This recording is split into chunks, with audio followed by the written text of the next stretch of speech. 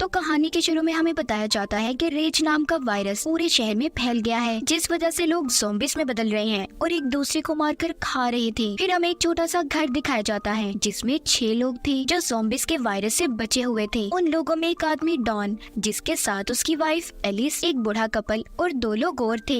Alice उस घर में बचे हुए सामान से कुछ खाना बना रही थी। डॉन बाहर के हालात देखकर बहुत परेशान था क्योंकि उसने अपने बच्चों को स्कूल ट्रिप पर फ्रांस भेजा हुआ था। दरअसल ये वायरस इसी शहर ब्रिटेन में फैला हुआ था। यही वजह थी कि डॉन के बच्चे इस वायरस से महफूज थे। यहाँ पर सब लोग खाने के टेबल पर बैठे हुए थे। उनके घर में बिल्कुल अंधेरा था। सभी लोग आपस में ना ही बात करते हैं और ना ही किसी किस्म का शोर था। तभी उनका कोई दरवाजा जोर जोर से खटखटाने लगता है। कहता है, मुझे प्लीज अंदर आने दो, दरवाजा खोल दो, मुझे बचाएं। दरअसल ये आवाज 10 साल के छोटे बच्चे की थी। बच्चे की आवाज सुनकर एलिस कहती है कि प्लीज हमें दरवाजा खोलना चाहिए, हम उस बच्चे को अंदर आने देते हैं। जब ये दरवाजा खोलते हैं तो हम देखते हैं बाहर दोपहर थी। इन्होंने बस अपने घर में ही अंधेरा किया हुआ था ताकि कोई ज़ॉम्बी इन्हें देख ना पाए। ये उस बच्चे को अब अंदर कर लेते हैं और खाने के लिए कुछ देते हैं। पूछताछ करने पर बच्चा बताता है कि मेरे मॉम डैड ज़ॉम्बी बन गए और मेरे पीछे पड़े हुए हैं, वो मुझे खाने आ रहे थे।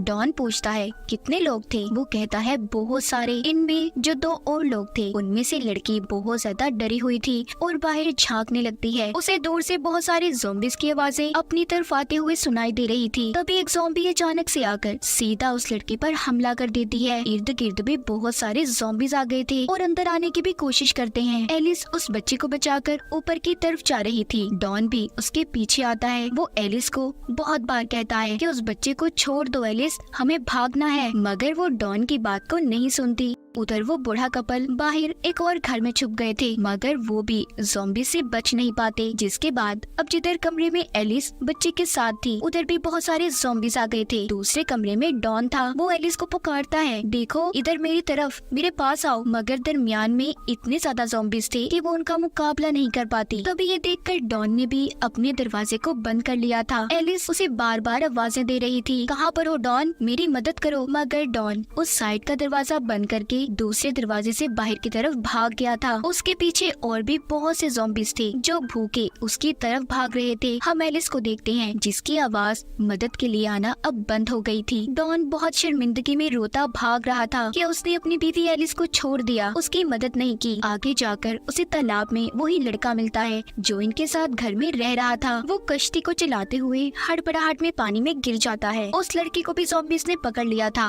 और काट कर मार देते हैं। डॉन अकेला ही बचा था जो उस कश्ती में बैठकर जा रहा था। फिर आगे हमें कहानी 1 महीने बाद की दिखाई जाती है जिसमें बताते हैं कि ज़ॉम्बीज़ अब भूखे रहने की वजह से आहिस्ता आहिस्ता खत्म हो रही हैं। इस शहर में अब आर्मी फोर्स का कब्जा था। वो इस सारे मामले को कंट्रोल करने की कोशिश कर रहे थे। तभी हमें एक सार्जेंट डॉयल दिखाया जाता है जो कि स्नाइपर निशानेबाज की टीम में था। उसे जैसे ही ज़ॉम्बीज़ दिखे उसने उन्हें अपनी गन से निशाना लगाकर मारना था। डॉन को भी आर्मी वालों ने बचाया हुआ था। इस तरह 6 महीने गुजर चुके थे। अब ज़ॉम्बीज़ भी बहुत कम कहीं कहीं पर थे। इसी दरमियान हमें एक डॉक्टर भी दिखाई जाती है जो इस वायरस पर स्टडी कर रही थी। अब जो लोग दूसरे शहरों में फंसे हुए थे उन्हें दोबारा से अपने घरों में लाने के लिए आर्मी प्रोग्राम शुरू कर देती है, मगर अभी भी सबको सेफ जोन में रहना था, न कि अपने घरों में, जो कि अमेरिका US आर्मी फोर्स की निगरानी में था। अभी तक 100 के आसपास लोग थे जो अपने इस शहर ब्रिटेन में वापस आ गए थे। इन्हीं में डॉन के बच्चे भी थे। डॉक्टर जब बच्चों को वापस आता देखती है तो परेशान हो जाती है क्योंकि वो ये सोच रही थी कि आखिर कैसे इन बच्चों को संभाला जाएगा। डॉक्टर अब डॉन के बेटे का टेस्ट करती है जिसमें वो देखती है उसकी आंखें 2 कलर की थी, यानी कि उसकी आंख का आधा रंग कुछ और आधा कुछ और था। डॉक्टर उससे पूछती है, क्या तुम्हारी फैमिली में किसी और की आंखें भी ऐसी हैं? डॉन का बेटा कहता है, हाँ, मेरी मॉम की, यानी कि एलिस की आंखों का रंग ऐसा था।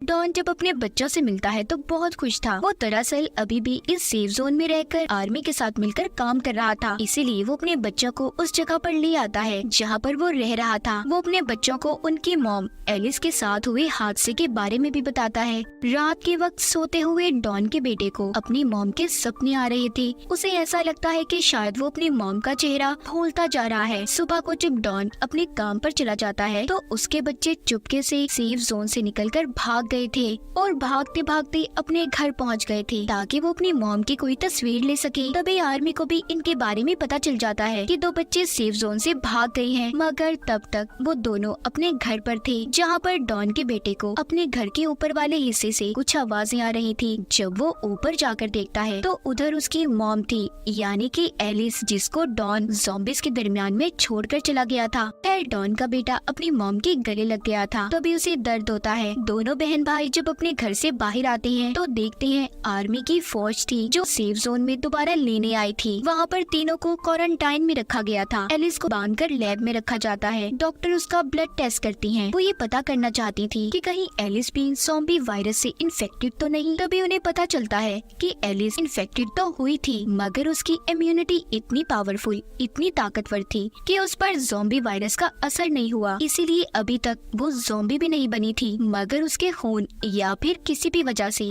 दूसरे लोगों से इन्फेक्टेड हो सकते थे, यानी कि अगर कोई भी इंसान उसके पास रहा तो वो ज़ॉम्बी बन जाएगा। ये सारी बातें सुनकर डॉक्टर की आर्मी जनरल उसे मारने का फैसला करते हैं, क्योंकि उन्हें ऐसा लग रहा था कि एलिस सबके लिए खतरा हो सकती है, ताकि किसी और को एलिस की वजह से कोई नुकसान ना हो। मगर डॉक्टर जनरल को समझाती है कि देखिए, एलिस की इम्यूनिटी, उसके जीन्स बहुत अलग हैं, हम उसके खून से वैक्सीन बना सकते हैं। अब जब इन सारी बातों का डॉन को पता चलता है कि उसकी बीवी एलिस जिंदा है, वो अपने बच्चों के पास जाता है, मगर वो उस पर गुस्सा थे। कहते हैं कि डैड, आप तो कह रहे थे कि मॉम मर गई है, ज़ॉम्बी बन गई है, तो वो कैसे जिंदा है? डॉन अपने बच्चों की बातें सुनकर बहुत डरा हुआ था, क्योंकि सच्चाई सिर्फ वही जानता था कि वो एलिस को छोड़कर भागा था। इसीलिए वो सबसे पहले एलिस के पास जाता है और रोकर उससे माफी मांगता है। अब जैसे ही वो उसके थोड़ा और करीब जाता है, एकदम से चीखता तड़पता है और एकदम से ज़ॉम्बी में बदल गया था। एलिस उसकी ऐसी हालत देखकर मदद के लिए चिल्लाती है, मगर अब वो उसे भी बहुत ही खतरनाक तरीके से नोचकर मार देता है। फिर इसके बाद बाहर जाकर आर्मी के लोगों पर हमला करता है। डॉक्टर डॉन के बच्चों को लेकर सेफ जोन की तरफ भागती है, मगर डॉन सेफ जोन की तरफ भी आ गया था और लोगों की चीखों पुकार सुनकर उस तरफ के दरवाजे को तोड़ने लगता है। डॉन का बेटा उसे देखकर भागता है, एक एसी वेंट में जाकर छुप गया था। नीचे से लोगों की चीखों पुकार की आवाजें आ रही थी। डॉन उन्हें काट कर ज़ॉम्बी बना रहा था। फिर आगे ज़ॉम्बी बनने वाले लोग दूसरे लोगों को ज़ॉम्बी बना रहे थे। हर जगह पर हलचल थी, सभी अपनी जान बचाकर यहाँ से भागना चाहते थे। तभी स्नाइपर्स को भी अलर्ट किया जाता है, मगर उन्हें ये समझने में बहुत मुश्किल हो रही थी कि कौन ज़ॉम्बी है और कौन नहीं। तभी उन सभी को ये ऑर्डर दिया जाता है कि सबको मार दें। ये बात सुनकर उसी स्नाइपर डायल को, जो हमने कहानी के शुरू में देखा, उसे काफी अजीब लगता है, क्योंकि उसे लोगों को बचाना था,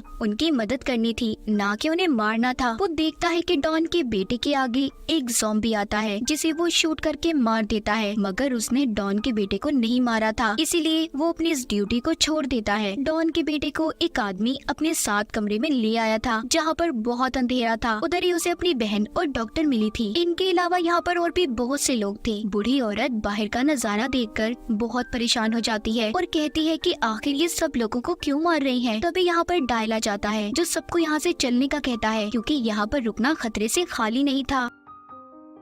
वो जब सब यहाँ से जाने लगते हैं तो इन पर भी आर्मी फायरिंग कर देती है, जिसमें बूढ़ी औरत मर गई थी। डायल के साथ डॉक्टर और डॉन के बच्चे थे। तभी डायल को उसके एक दोस्त का फोन आता है, जो कि आर्मी में था, जिसके पास हेलीकॉप्टर था। वो कहता है, देखो, कुछ वक्त में सारे शहर को बॉम्ब से उड़ाने का ऑर्डर दिया गया है। तुम्हें मैं जिस जगह की लोकेशन भेज रहा हूँ, वहाँ पर आकर मुझसे मिलो, मैं तुम्हें बचाता हूँ। अब ये सभी एक टनल के रास्ते से वहाँ से बाहर आते हैं। तभी उधर बहुत बड़ा धमाका हुआ था। आर्मी ने सेफ जोन में जितने भी ज़ॉम्बीज़ या बचे हुए इंसान थे, सभी को धमाके से उड़ा दिया था। डायल डॉक्टर और बच्चों को लेकर भागता है। ये सभी उसके दोस्त की बताई हुई जगह पर आ गए थे। तभी डायल का दोस्त भी हेलीकॉप्टर लेकर आ जाता है। वो डायल को बताता है कि तुम्हारे पीछे कुछ बचे हुए ज़ॉम्बीज़ आ रही हैं। ये सुनकर डायल बच्चों और डॉक्टर को छुपने का कहता है। उसका दोस्त इतने सारे लोगों को देखकर कहता है, देखो डायल, मुझे सिर्फ तुम्हें लेने का कहा गया है। अगर मैं किसी भी बचे हुए सिविलियन शहरी को बचाकर ले गया तो आर्मी वाले मुझे भी मार देंगे। लेकिन डायल अकेला उसके साथ नहीं जाता। वो सबकी मदद करना चाहता था, इसीलिए वो अकेला ही उसे वहाँ से भेज देता है। तभी इनके पीछे बहुत से ज़ॉम्बीज़ पड़ गए थे। ये भागकर शहर की तरफ आते हैं। शहर में आर्मी ने ज़ॉम्बीज़ को मारने के लिए जहरीली गैस छोड़ी हुई थी, जिस वजह से वहाँ पर आम इंसान सांस नहीं ले सकता था। उससे बचने के लिए ये एक गाड़ी में जाकर छुप जाते हैं। अब सारे ज़ॉम्बीज़ उनकी गाड़ी के आसपास आकर इन पर हमला कर रहे थे,